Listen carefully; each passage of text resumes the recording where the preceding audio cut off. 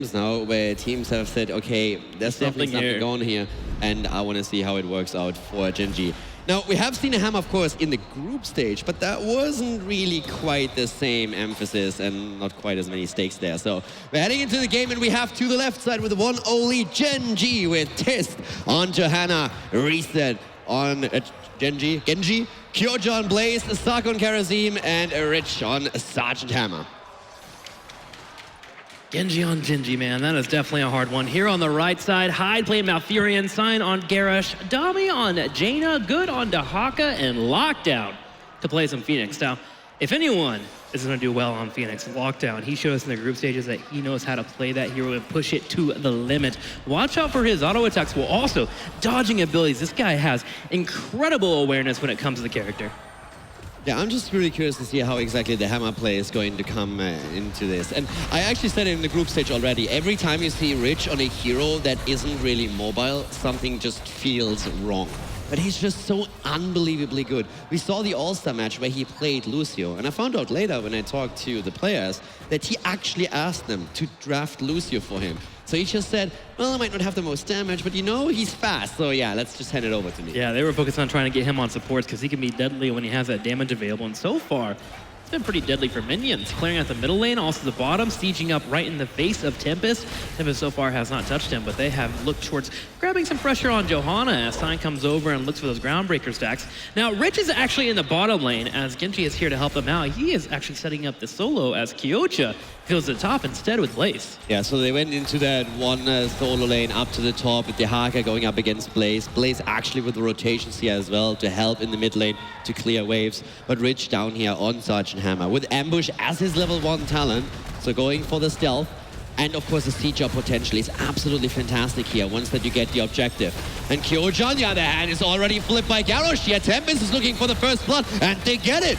Jet Propulsion comes in, gets a stun. Tis looks like he'll be next. No, with the Iron Skin, he's able to escape. But Tempest finding first blood, jumping slightly up in experience as well. So they can definitely come back and get their fights here. Already dropping off some gems as well. 18 going in to the 14 that is only available for Gen.G on their purse. I like it that immediately after the kill, they try to go for a turn-in. Just turn in as much as you have, even if it's just a couple, and make sure that you slowly progress towards the first Web Weaver wave.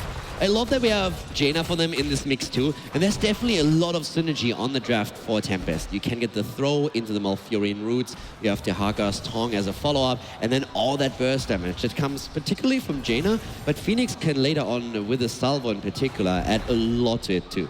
Don't forget about the Twilight Dream if you want to go that route for Malfurion. Yeah. The combo is pretty darn scary for Tempest as we continue to have the wave clear between our teams. Jaina helping out a lot there. This Iron's getting used pretty early, so I might actually try to step forward and try to get this combo.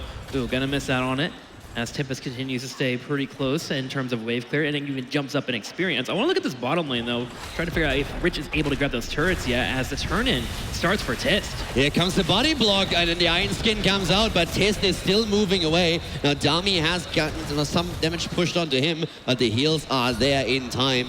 Not quite enough to confirm the kill against Reset, what we saw from Lockdown a second ago with his Phoenix play here. But still, a lot of aggression coming out of Tempest. And I really like it. It forces Gen.G to play a bit more passive than they're usually used to. Yeah, even Good coming in there, locking down Sergeant Hammer, making it very difficult for them back up. It seems like Tempest already in this early game is winning pretty heavily in the trades. Every time Gen.G kind of walking away with the tail between their legs, Karazim not really putting out as much healing as you would get with a lot of supports that you typically see. So you can see if Gen.G does not get the kill they want at the beginning of a fight, they're going to back up and attempt to reassess and engage later on.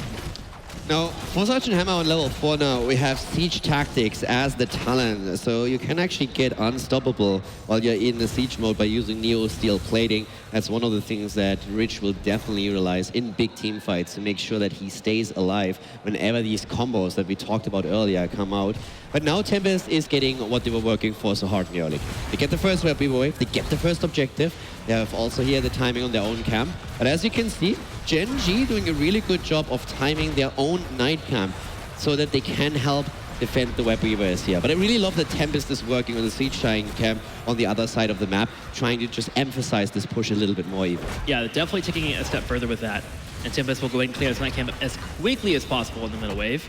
Well, out Sergeant Hammer on the bottom, realizing, okay, there's a Web Weaver push coming in, and Giants, I'll be the one to handle this. Sergeant Hammer, okay with sitting behind some turrets and sieging away, but Tempest should have the opportunity here to maybe try and find a pick as they head to the middle lane and the top to start pushing in. In fact, I'm actually looking at Gen.G, and they're doing really good with this defense. Already clearing out the middle quickly, top is already weakened, and Sergeant Hammer is doing what she can in the bottom. The Nightcam has gotten so much value, but the bot lane, that's what I'm worried about. When we're talking about Gen.G, that's where Tempest is looking for value, and they have nearly a level lead already. Now Phoenix currently staying up at the top, but as we see down here, Good might have overstayed his welcome a little bit. Nice Torm on the other hand, connecting on Sake, and Dehaka walks away and puts some tower shots onto Karazim.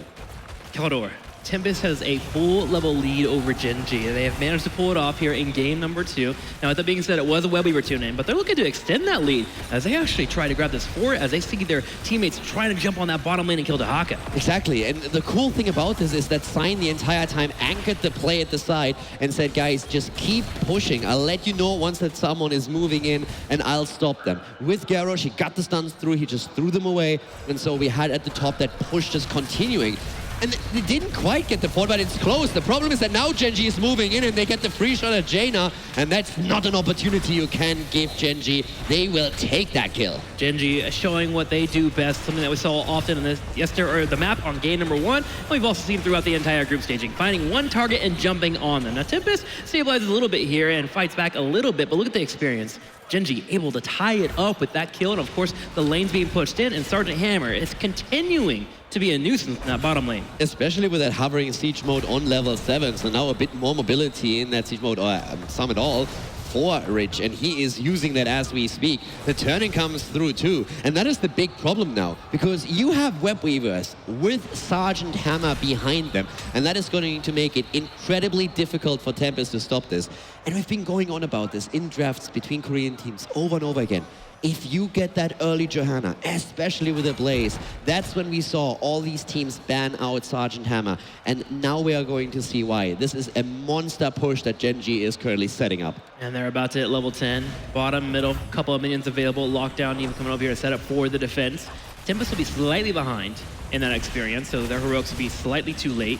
See if Gen.G be able to push the envelope here. Sergeant Hammer continues to be in the bottom lane, but don't forget about BFG. Gen.G at any point can try to focus down a target, and Sergeant Hammer can shoot from across the map there and try to get a kill. And Lockdown will definitely be one of the targets. If that shield starts to get low or even gets close to expiring, Lockdown will be focused down by the big bullet here as Sergeant Hammer rotates into the middle. And Lockdown already lost the shield here as we saw the Web Weaver wave just go completely through him, and Rich is now moving up into the middle after the fort at the bot lane has already been eliminated. Level 11 versus 10. Tempest now trying to go in here. Good comes in with a global. They're trying to go for Johanna. 7-sided comes out. Johanna goes into the bunker. Also still had the shield activatable here. Tempest not finding the kill, but at least they hold on to the fort for now. The salvo, though, gets interrupted and is actually able back to come up here. It's back on cooldown. We'll be able to use it. We do have Lockdown on the bottom to tap that well, though. They want to come back into the fight nice and healthy. Tempest able to save their fort in the middle and the bottom, so not too bad for them. But they did lose the fort on the bottom lane. That's where you see that experience jumping up here for Gen.G. Good news for Tempest, though. They are close to another turn-in, and they have a top and bottom fort that's low on health. Exactly. So they will get that experience fairly easily. If they move out a bit and take those two structures, they have a good chance of making that work. Now, we have the rotation to the top, as Good realizes he needs to catch these waves that are pushing in, not only because they need the gems, but also because experience becomes now incredibly important to get towards level 13 talents. Gen.G has that one level advantage, and they're going to try and use that. Another quick taunt here, Iron Skin comes out, the salvo in play, and the bunker has a quick response, but only one person is using it. Few members get hit by the salvo, but Tempest doesn't get any kills. Gen.G, after using the bunker, steps forward, starts to get a little bit of harassment against Tempest, and prevents him from going for the turn-in, which was the major goal to begin with. Tempest still has 0 out of the 55 gems. They need to drop off out of the 59, while Gen.G on the other side goes in for the aggressive turn-in themselves, and they have enough for the second Web Weaver phase for them. One more gem is all that they need to turn in right now, and if Gen.G gets that turn in, then that snowball is going to develop into an avalanche. Tempest is in a really awkward position now. They need to turn in, but they're also about to be a talent down, and that's the problem. Here comes the turn in for Gen.G, and they are getting that Web Weaver wave. Gen.G able to drop it down, 13 about to hit. That level lead starting to really snowball here for Gen.G as they continue to siege away on the fort here in the middle. Lockdown doing his best here to defend, but with Tist on the side, watching for this rotation from Tempest. Their main goal will be able to grab all these forts here during this entire phase. Web Weavers finally make it to lane as 13's about to hit. And getting onto Hammer here is just so difficult, even with Garrosh, because you simply sit next to a Blaze that can drop the bunker. You have also Johanna in that setup, and they are just pushing this in. Hovering Siege mode is definitely helping Rich out here. Now they have the level 13 talents as well, where we have the Hyper Cooling Engines coming in. Malfurion is just getting deleted here, and what already looked like a really difficult defense is just getting worse. That kill was from just Reset and Saki by themselves, able to catch him over the wall too with the X-Strike, jumping back. Gen.G being showed off by Gen.G as they go ahead and push in this middle wave and break down this turret wall. They're going through that wall, and they are not going to stop there. At the bot lane, we see a similar picture as the Web Weaver is pushing in as we speak, but now Rich is getting in position to drop the first keep here. A 2-level lead already. Gen.G is in a 1-0 lead. They want to go to the grand final here, and a 2-0 over Tempest would kick off this best of 5 to a fantastic start for the blue team. Here comes the Water Elemental, the lockdown attempt against Gen.G. But Gen.G is moving away, no problems there. Are we sure that Gen.G's not using cheat codes? Because they look unstoppable right now, consistently pushing in, always having the perfect drafts, and Tempest just can't get on them.